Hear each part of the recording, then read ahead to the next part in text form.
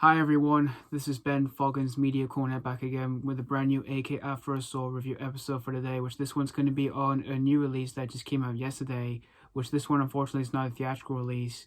This was originally supposed to be one, but this one unfortunately was released on streaming services on Disney Plus, and I watched this yesterday at home on Disney Plus, and today I'm here to give you guys my views on this film, so here we go. So today's review I'm here to talk to you guys about is the 2022 coming-of-age, computer-animated, family comedy, drama, fantasy film. And it's the newest animation, and it's the newest animated film from one of my favorite animation studios of all time, Pixar. And this is the newest film for their film library, and that is Turning Red. Good shirt color to wear for this review, eh? So, Turning Red, this is the newest Pixar animated film for the animation library, and this is the third Pixar film that skipped cinemas and to be released on Disney Plus, like Soul and Luca. And this was directed by Domee Shi, who has made an animated short film from Pixar known as Bayo, which I thought was a great short film. I remember seeing that short when I went to see Incredibles 2 in 2018. I do think it's a brilliant short film. And this is the first time directing a feature Pixar film, and the story and this film tells the story of a young girl named Maitreyi, who's voiced by Rosalie, Chiang, and she's a confident but yet kind of a dorky girl. Like, she has three best friends who are girls, and all she loves to do with them is to basically hip hop, rap, singing, and dancing, and they pretty much talk about boys and like who has a crush on whoever from like their school. And for Maitreyi, she doesn't have like a good life at home because her mother, who's voiced by Sandra, she's pretty overprotective, and she just forbids Maitreyi from doing whatever she does with her friends, because she kind of blames her friends when thinking that they're making her do things what she doesn't want to do, even though it's actually Maitreyi's choice of what she wants to do. And one night, Maitreyi discovers this strange ability about herself. She has this strange ability of whenever she gets too excited or gets angry, she has this strange ability where she can transform into an enormous red panda. And she's kind of shocked about all of this, and she's trying to figure out how did this all happen. But in order to get rid of it, is that she can calm down from being either too excited or angry. And she also discovers it's part of the family's legacy of like this cursed legacy where her family knew about red pandas.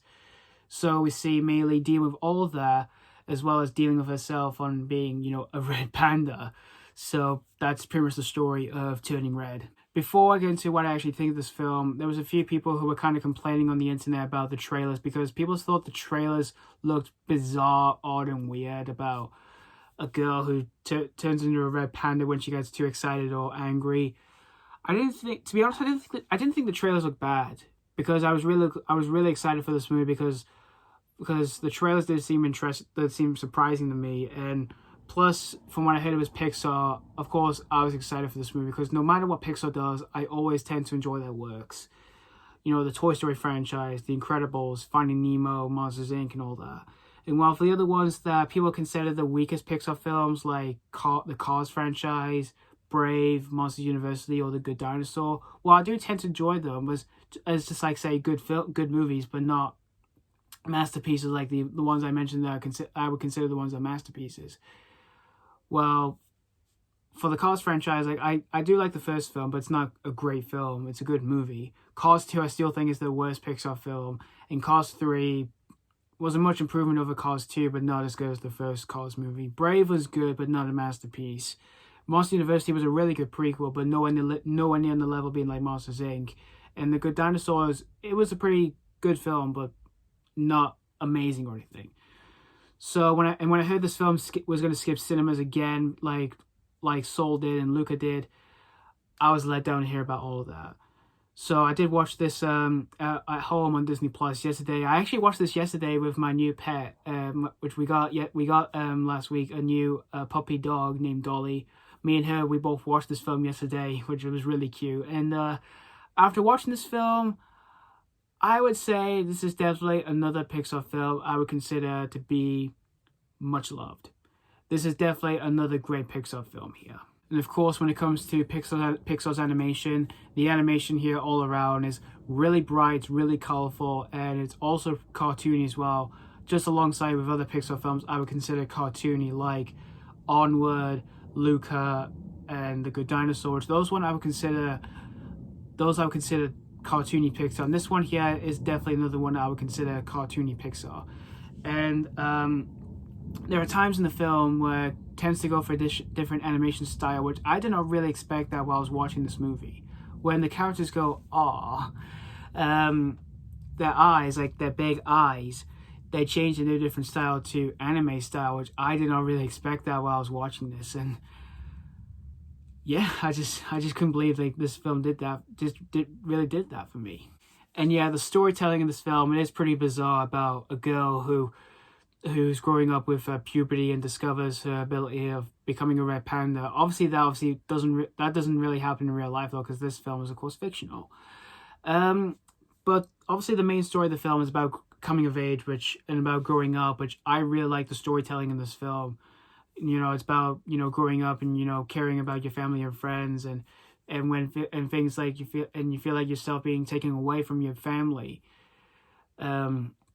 Because in here, like I said, we do see, Mei-Ling's mother, who's pretty much overprotective of her and forbids her to do things with her friends that she wants to do, even though it's her choice. And again, her mother is just forbidding her to do from all of that, which I really look into that storytelling here. And there is a bit of a nitpick with the storytelling here, which there are sometimes some subplots that kind of felt a bit left out, which that was kind of a nitpick I did have with the storytelling. But still, though, the storytelling in this film, I still really liked overall. And for the jokes and the humor in this film, I find the jokes and the humor in this film really funny and entertaining, because most of the jokes in the film are kind of like awkward jokes when we do see Mei-Li discover like her panda self with people around her, like her parents, her friends, and other people in school. Those scenes were really funny, and there are times when we do see her where you feel like she's about to become a panda. Like for one scene, like the dodgeball scene, which that's not really a spoiler, by the way, so don't worry, that's not a spoiler, because that's been shown in the trailers multiple times. Which that scene was really funny, and there are some references in this film which I did get, and they were funny in the movie. And there are times where it does go for a bit for adult jokes, like what Pixar films have done before in the past. Which, since rewatching the Pixar films that does have those jokes, I kind of find them oddly funny. And this one is definitely one I consider oddly funny here. And other than that, though, I've got no other single flaw with Turning Red, other than just having one little minor problem with its story. Because in the end, I had a lovely time with it. And this one I would definitely say is another fantastic Pixar film. But I would also kind of describe this one be one of Pixar's most like bizarre, crazy films.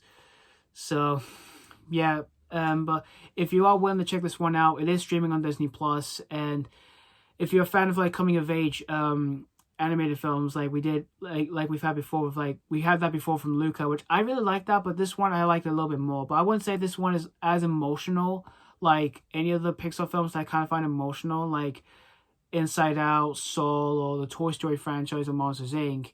This one I would say is just mostly like kind of a fun time for the kids and adults, since this is really like an odd, crazy, funny animated film for kids. Again, it is streaming on Disney Plus, and this will definitely be a great treat for the kids and for adults out there. I'm going to give Turning Red 4.5 out of 5. Definitely amazing rating for another great Pixar film, and thank God this wasn't a disappointing film for me, because I was really looking forward to it, and I got it. But a shame though, this would have been a great experience for me to see this on the big screen in cinemas, and I would have really loved to see that again.